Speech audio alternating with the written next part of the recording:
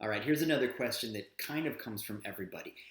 A lot of people send me questions, and I'm grateful for all of the questions. I'm so honored, in fact. But sometimes the questions are very personal. They're kind of in that moment, and they don't really lend themselves to being answered in a big video to the whole universe. Universe. Um, I'm happy to work with those people on a personal basis, and I hope to keep doing that forever. On the other hand, sometimes those questions, those individual moment questions, have one bigger question at the core, and it is a question that I can deal with in a video like this.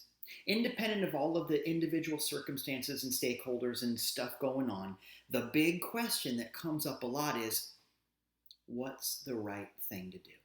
What's the right thing to do? This is the one that comes up over and over again. It comes up so often that you already kind of know the answer. You know what I'm going to say? I'm going to say, what's your heart tell you?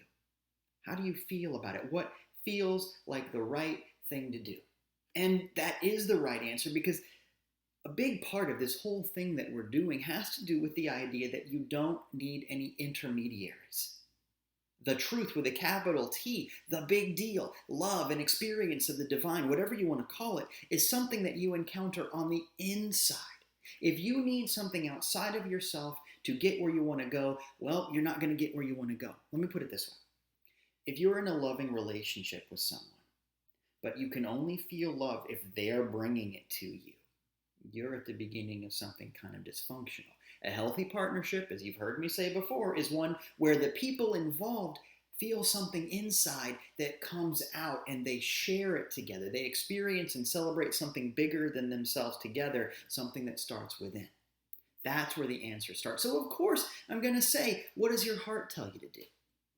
You've heard it a million places. It's almost a cliche. And sometimes it's not even all that satisfying, because a lot of people aren't in touch with what their heart is saying. That's kind of a problem. That says, it's great to tell me, what does my heart tell me? I don't know. I'm not in touch with what I want.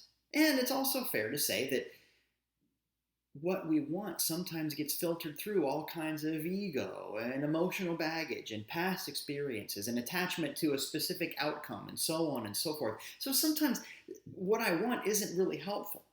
In fact, I got to tell you that so many times the friction in my life, the frustration in my life, didn't come from the situation. It came from my response to the situation. God's perfect. The universe is perfect. Life takes care of its own. So many times, if there's been a problem in my life, it came from my own ego, my own specific set of outcomes that had to happen. My own my way or the highway kind of thinking. And so in those situations, the last thing I need to get me out of trouble, given that I got myself in trouble, the last thing I need to get me out of trouble is more of my own dumb ideas. So the trick is to get outside of ourselves.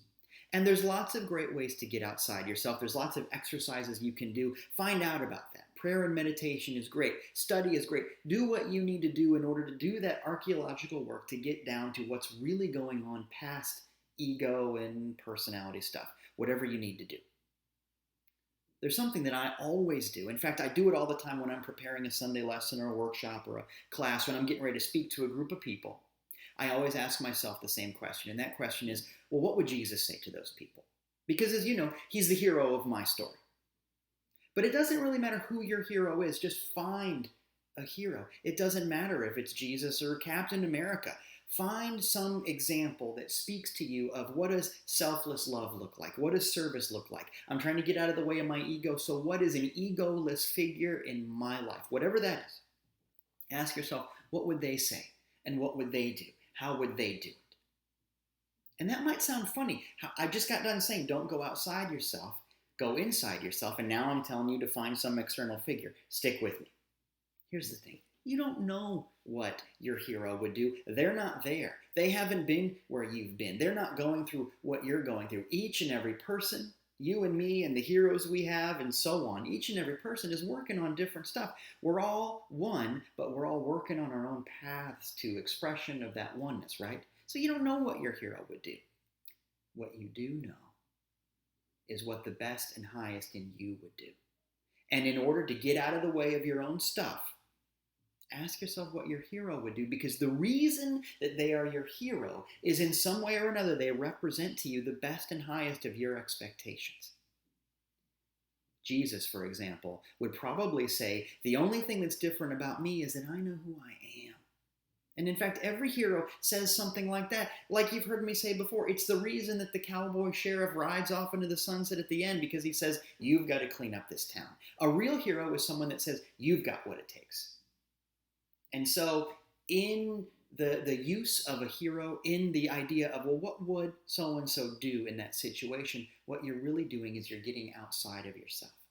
I don't know where you are with your self-esteem stuff, but it might be that you don't yet feel entitled to do something heroic.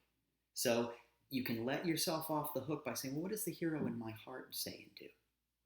And in doing that, you get to step outside of all of the ego stuff, all of the fear stuff, all of the self-esteem stuff, and say, wait a minute, what does love look like right here and right now?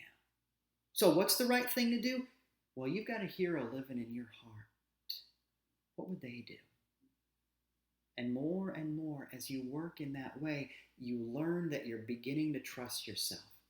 You're the hero of your story. You know what to do. You've got love in your heart. Just get out of the way of it and let that love flow. Show the world what it looks like. I'm counting on you. Thanks for sending in these questions. Oh, wow. Thank you. Thanks for subscribing to these videos. Thanks for sharing them with your friends. Thanks for finding me at unitysociety.com. We got all kinds of great stuff for you there. Take care of yourself.